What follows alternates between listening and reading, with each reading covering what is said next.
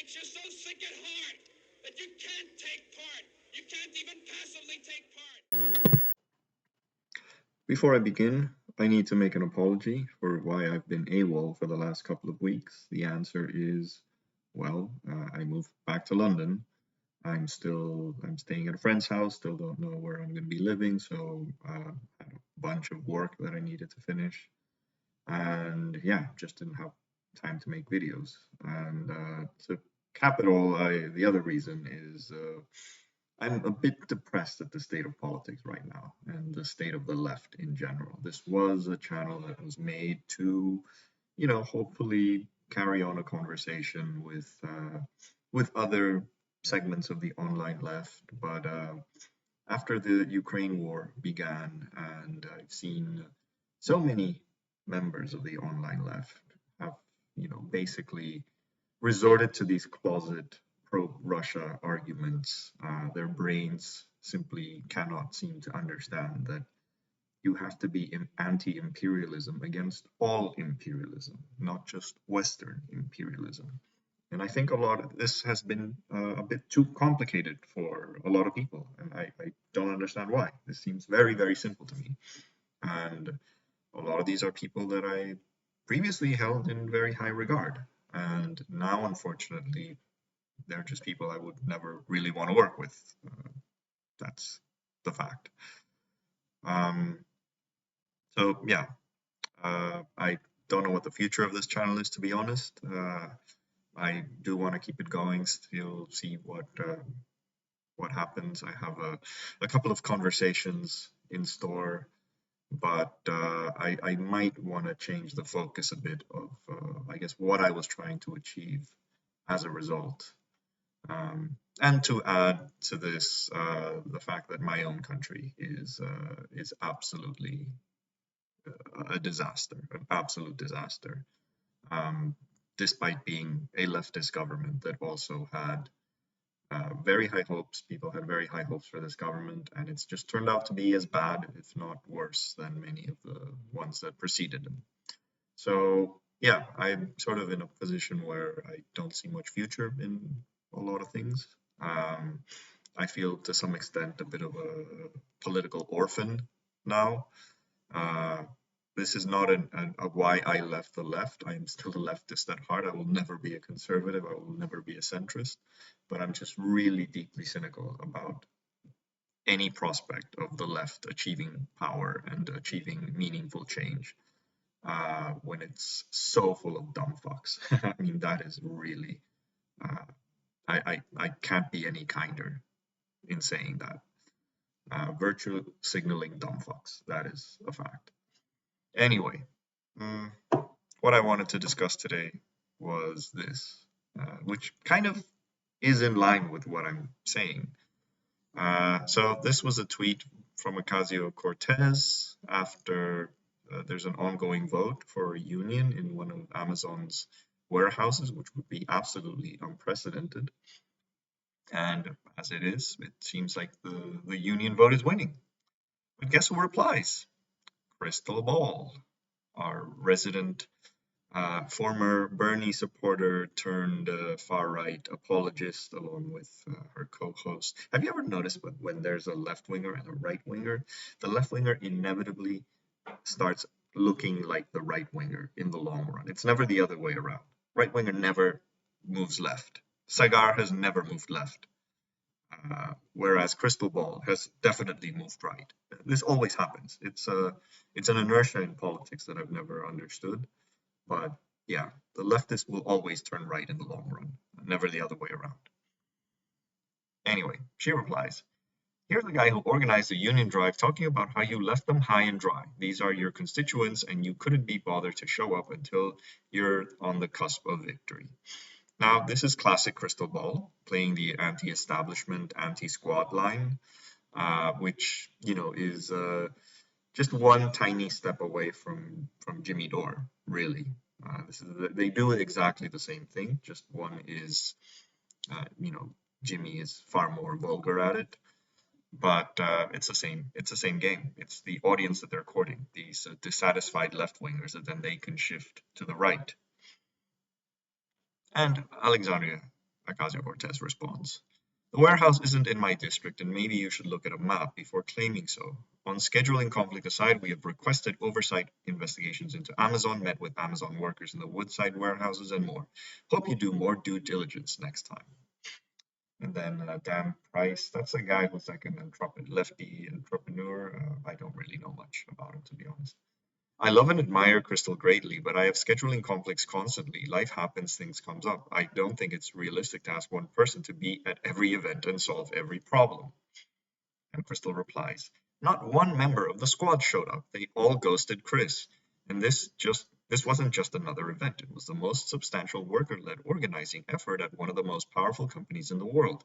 They all had excuses for all the many months of this organizing drive. And AOC responds. And I really like this response because I really like how she framed this. Like the very first thing she says. So what exactly is the insinuation here? This is like you're completely disarming her by starting with this because Krystal Ball is playing a game. She is doing this to make it seem that AOC are sellouts, corporate sellouts that they promised to come to power, in support of all these causes, and now in power, they don't do anything. And there is a critique to be made that they haven't done enough, and I think I've made that critique in the past. But what they try to do, the Krystal Balls, the Jimmy Dores, is to set people against them, to make them seem like they are the enemy. When, as bad as things are, they are the closest to, the type of leftist that you would want in power in a country like the US. You do not get leftier than this. So I think, to some extent, it's people should push them more to the left. I agree, but come on, to put them. I mean, Jimmy Dore fans hate the squad more than anyone else. So they love Republicans. I would say in many cases more than they love the squad. So I'm sorry, you're not a leftist. We have like Kim Iverson, for example, who said that she's going to vote Republican just because they're the only ones who are against mandates and all this bullshit. So that's the game. You push them to the right. So what's the insinuation here? That we are secretly in the tank for Amazon, that we're sellouts despite leading congressional investigations into Amazon, despite taking huge blowback to call out the scam HQ2 deal, meeting with workers in our district warehouses? It's reaching. You'll have to say for yourself why you didn't even tweet out your support. I have no way to know.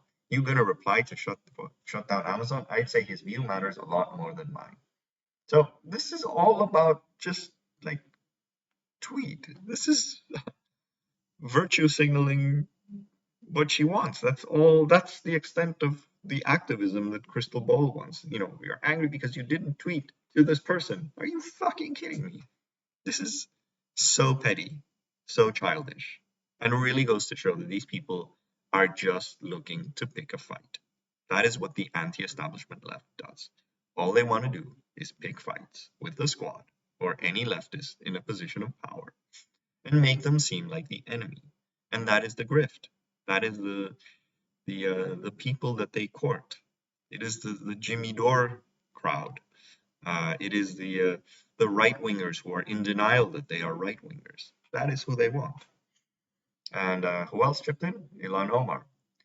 I was never asked to show up. Please don't speak to whether I would have shown up or not. I rallied with Amazon workers in Minnesota in sub-zero weather outside my district. As a union person, I have dropped everything anytime my union siblings needed me to show up, and always will. And it seems that Krystal Ball has not commented anymore on this. But yeah, this is petty. This is absolutely petty. And this is all being done for clout. This is all being done for the grift. And well, she didn't really answer what the insinuation is. So she's also a coward, because I think if you're being asked up front, what is your insinuation? What are you really trying to say about me? And she doesn't say it. So she got called out. And that's why I really liked that she immediately went with this. Like, what are you attempting to say? because they're never honest about this. They're never honest. But yeah, that is your resident left these days. The Krystal Balls, the Brianna Joy Grays, the Katie Halpers, um, the Matt Taibis. They're not left anymore.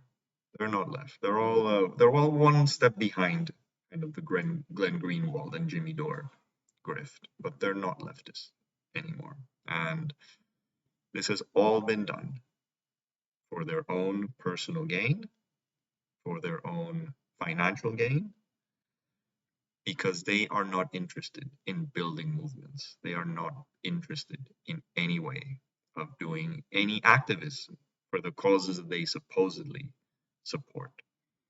And there was a poll. Crystal Ball made a poll about AOC it was a while ago. And the grand majority of her fans disliked AOC. So that tells you everything you need to know about who these people are. So, yeah, this is depressing. And on that note, I'll definitely try and make more videos on a regular basis. No guarantees until I'm properly set up. So, in fact, I haven't even set up the microphone. So if the audio is a bit iffy, I apologize. But yeah, that's all for today. If you like this video, please like, please share. Most importantly, please subscribe. I will see you next time.